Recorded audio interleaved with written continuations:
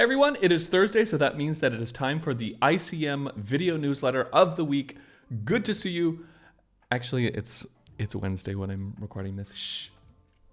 Now, a couple of days ago, we had a press conference from the Dutch government. There is really nothing to report except for those living in the Netherlands, the curfew is extended until the end of the month. So that means that at 9 o'clock, you best be home or sleeping at a friend's house, and then at 4:30 in the morning you can go and travel again. So key takeaways: we are still stuck in our houses. Cool. In other ICM Wide news, Reset Week is next week, so hopefully you have registered and you are ready to kick butt in the evening of next week for those resets. For first-year students, your minor market, or should I say the digital minor market, is next weekend, Monday from 11 till 2. So please go ahead and check that out and check all of the wonderful minors that the HHS offers in semester 2. Now this is important because they will list minors for semester 1. However, the minors that pertain to you will be in semester 2. Now for those that are kind of like, oh, where do I see the information again? Please go over to Blackboard and you'll see under year 1, click on the ECS page, and then under ECS you will see a link that will lead to a WeTransfer containing the minor information recording as well as the wonderful slides, so you can see more information about the minor market, including the fact that you need to register on March 22nd at 8 a.m. Now this is important because full means full. As they say in Dutch, op is op. It's first come, first serve. So please go ahead, give the minors a think, and then make sure that you go ahead and register as soon as possible. Yeah, just because it is better safe than sorry. Now, there was a really good question last week about using an expired passport for an exam. So if anybody has, with the exam and exam proctoring, you do have to show, of course, like an identity card. And if that does expire and you are unable to get a new identity card or proof of identification before the exam happens, just reach out to the exam board. So in this one case, a student was allowed to use her expired passport for her identification for proctoring. So yeah, if you are wondering, there you go. Now for second years, I don't have a ton of information for you. I just think keep kicking butt in your minors. You got this. I think that you might be challenged in some of your courses. So I hope that you keep it up and keep up the momentum. Now third years, pretty soon you are going to be wanting to meet with your first assessor and your placement mentor. Now I really want to empower you to be able to book time in your first assessor's calendar by seeing and using the scheduling assistant when your supervisor, when your first assessor has time in their schedule. So what we're going to do is we're going to do a quick tutorial about learning how to use the scheduling assistant in Microsoft Outlook. This is also relevant for the second and first years listening, but if you are a Microsoft Outlook wizard, please go ahead and skip this part. Now, the first thing that we want to do, of course, is to download Microsoft Outlook. If you don't have it, it does come free with your HHS membership enrollment, so you can just you can look at Haagse Hogeschool, free Microsoft Outlook, and of course you can download all the Microsoft suite for free. Once you have Microsoft Outlook downloaded, just go ahead and open up the app. So you should see my calendar in front of you. There's nothing too incriminating. I've deleted out all of the incriminating things. No, I'm just kidding.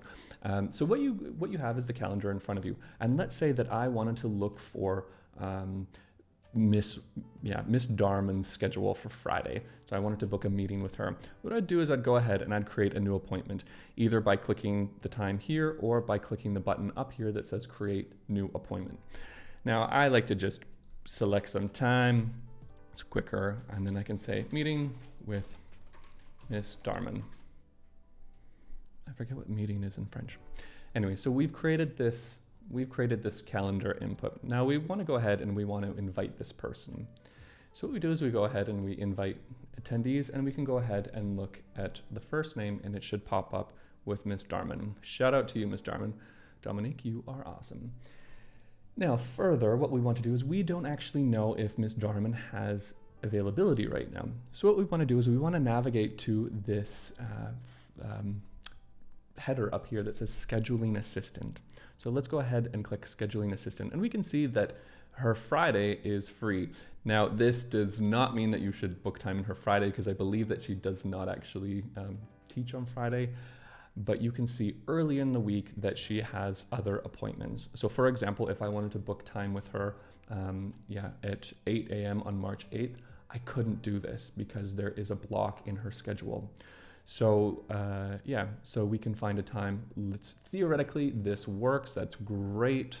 So then I can click back to the meeting. I don't want to press send yet because the other thing, we want to make this a Microsoft Teams meeting.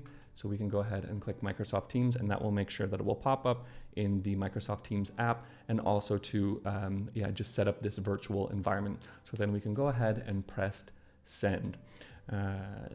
Let's go back to my face. So yeah, that's the quick and dirty of using Scheduling Assistant. And again, when we have, just speaking from experience, when we have different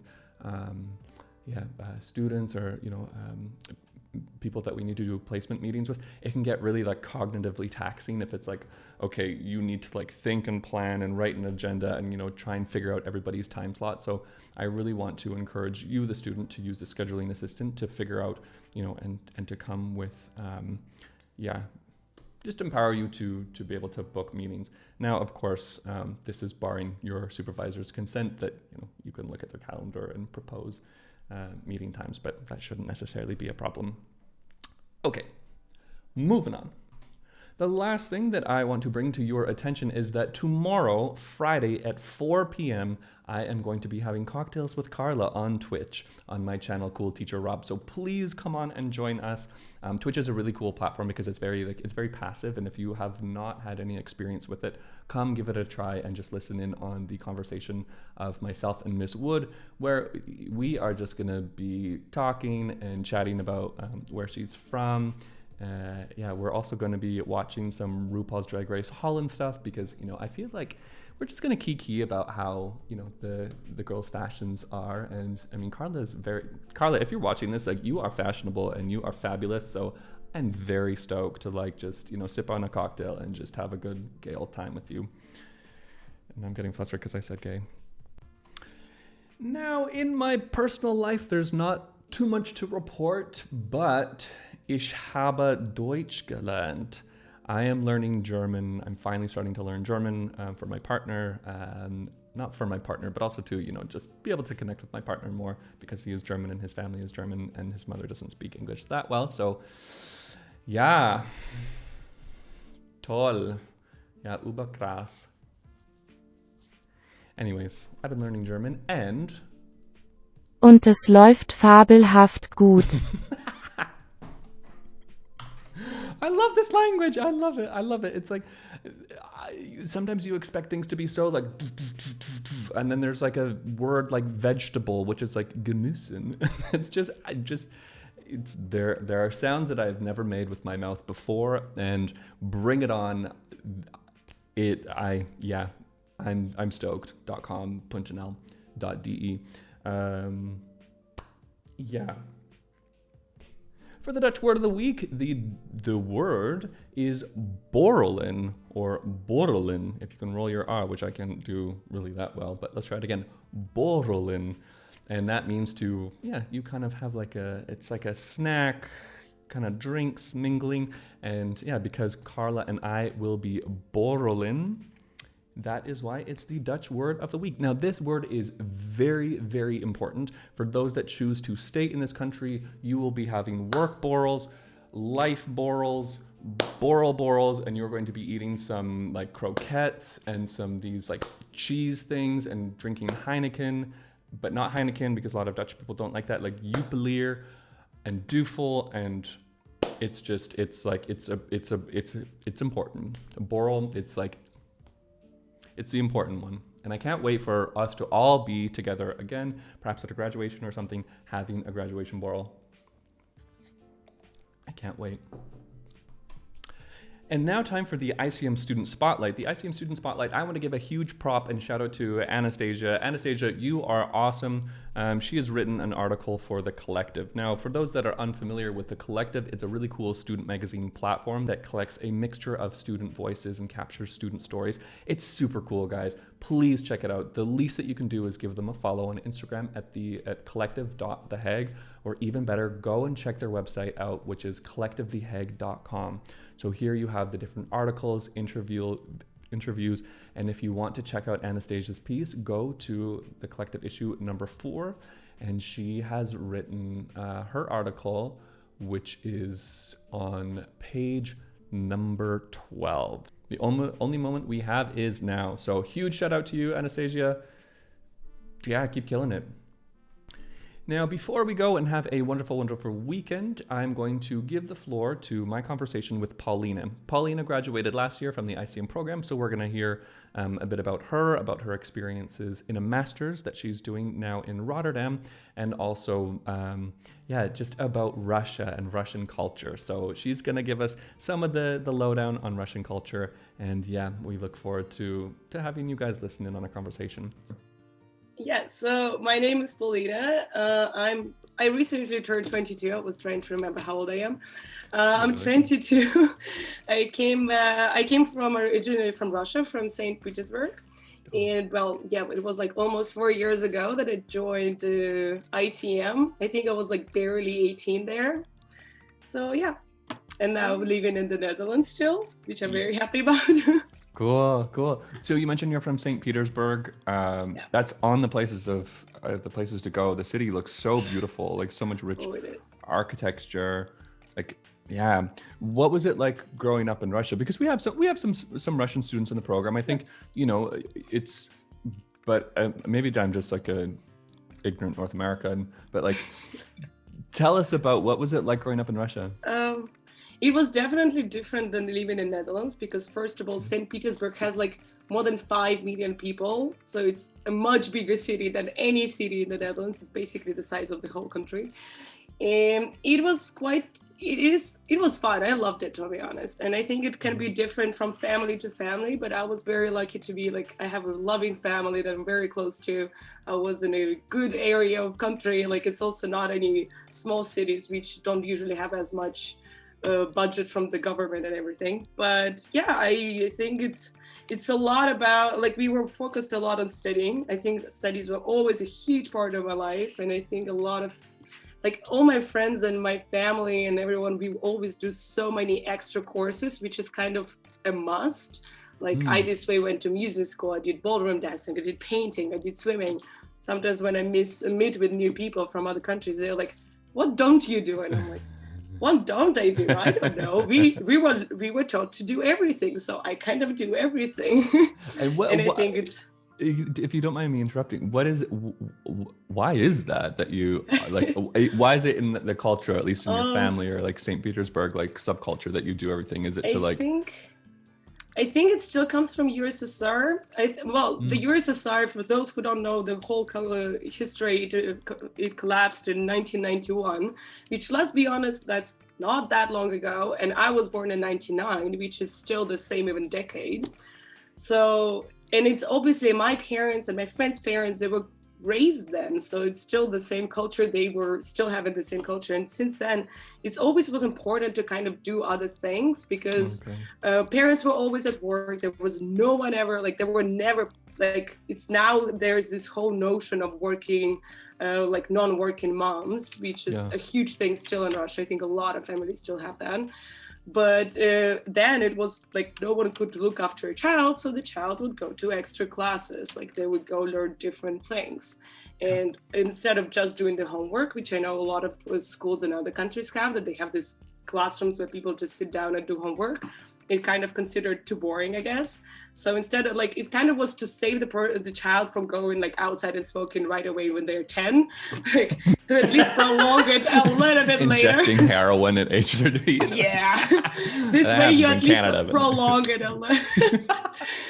But I actually think it was great because Yeah. I like it never was a problem for me to come up with a hobby, especially like with Corona now starting. I never had that like, what can I do? So kind of like reminding myself, like I renewed my music classes, like I never stopped playing, Cool. but I started taking classes again to kind of get back the technique I maybe lost a little bit.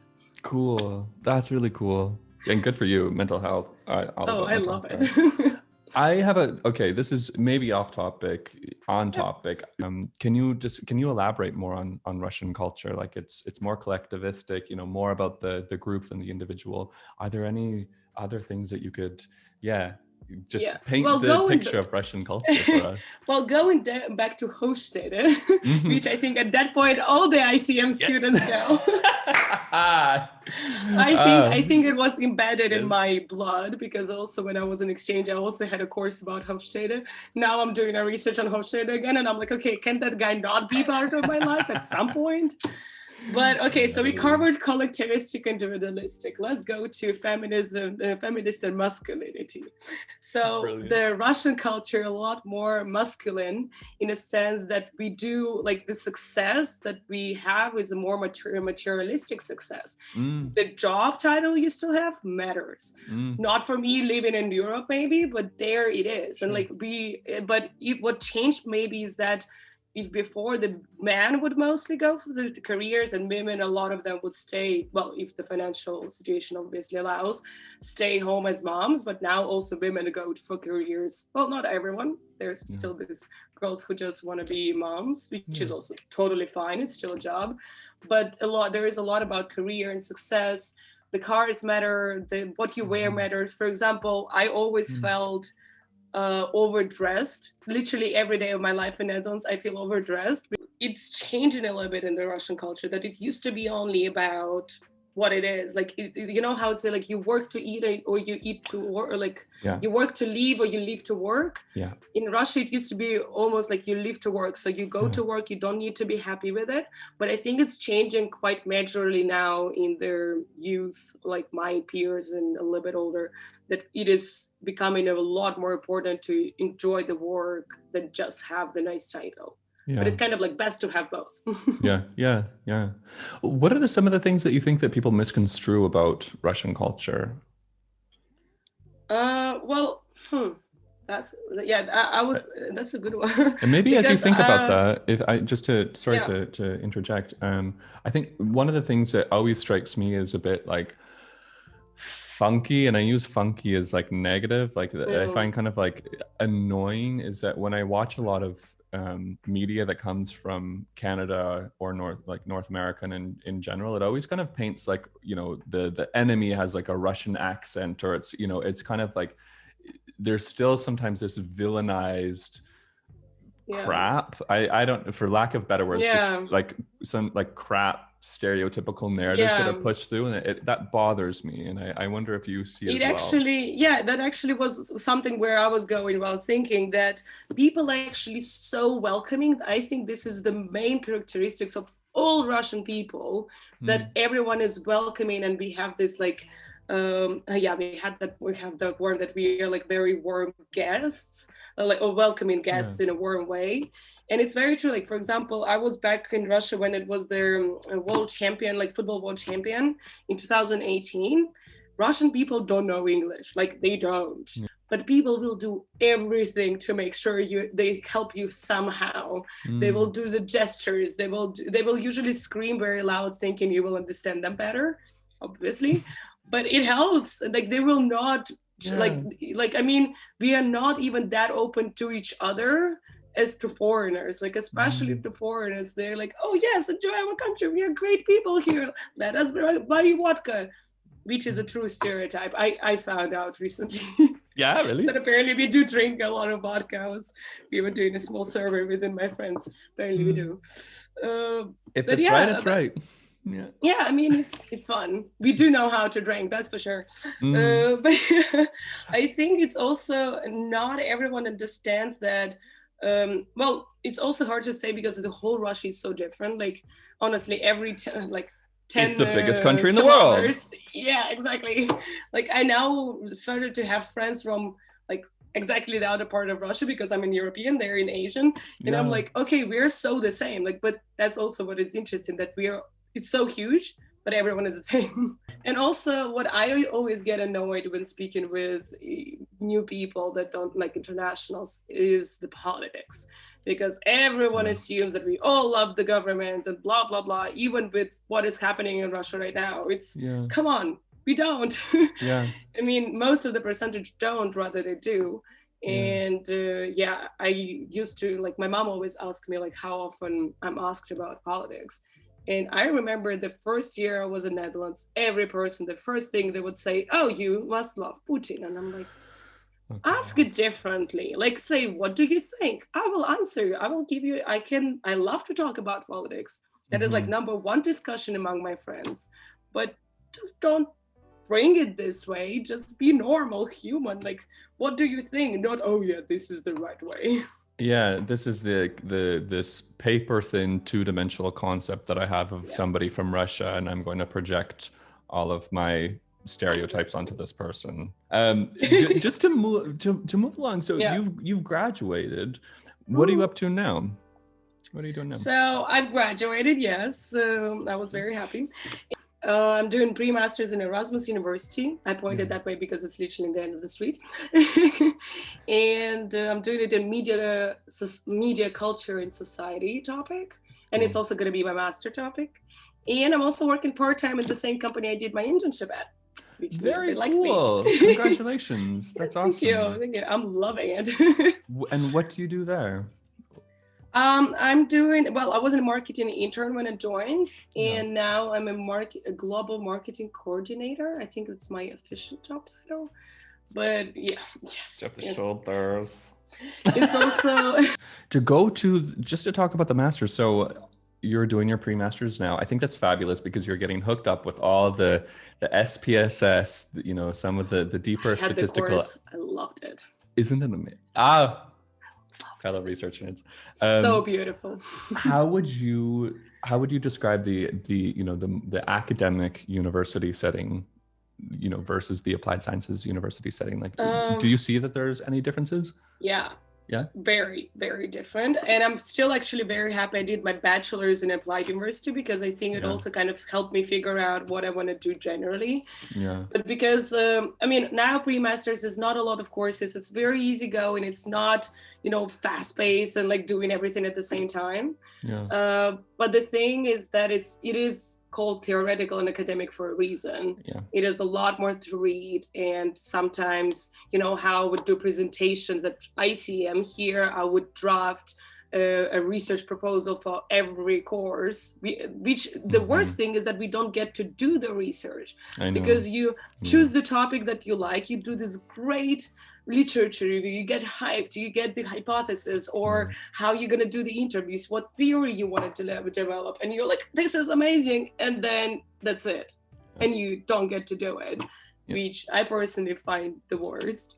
But I think it's also that kind of we as people, because when you do go for pre-masters and masters, you're kind of older than when you start the bachelor's, and like, you know, you kind of grow up, you become a more kind of a person because you still figure out yourself in your 20s.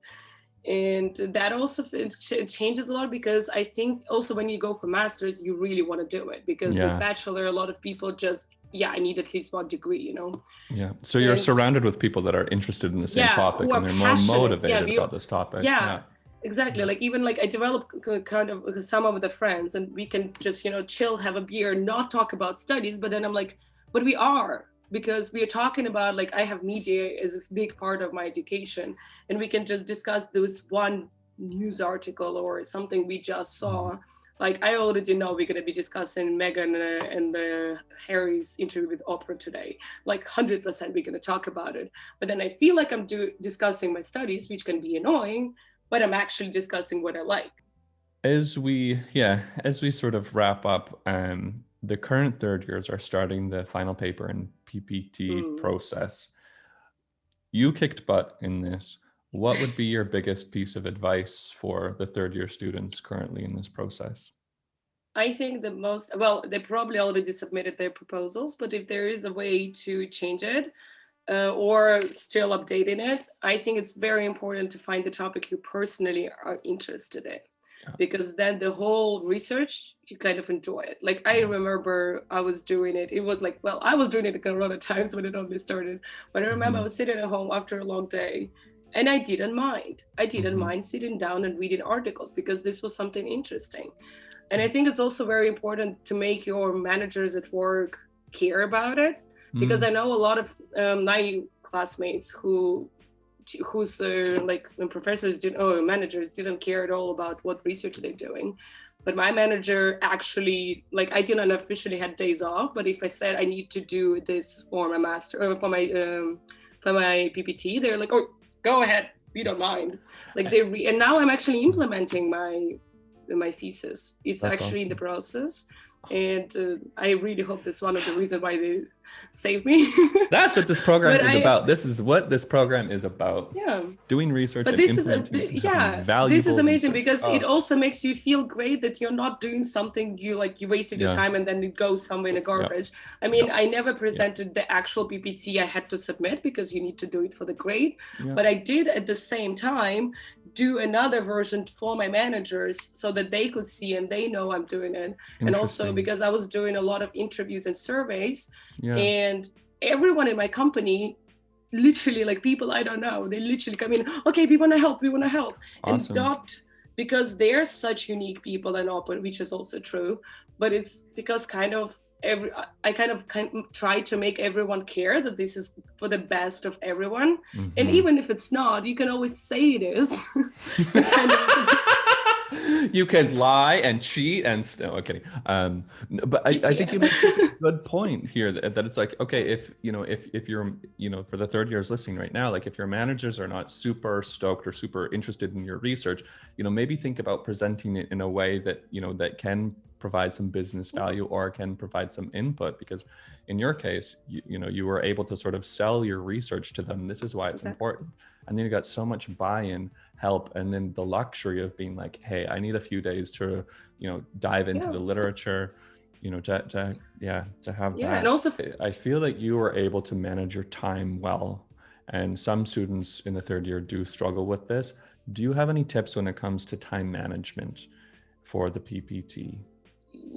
Yes, I started right away with everything. It sometimes seems crazy and like, why would I do that? But then sometimes the time flies, you don't realize that you have like, oh, well, I have a deadline in 2 weeks. What do I do now? And also those, like, the earlier you submit the full draft, the earlier you get the feedback, and the more tries you have to get the feedback. That, I mean, I personally had problems with my supervisor that he was extremely slow, but that is another. And that's also a big advice. Be annoying.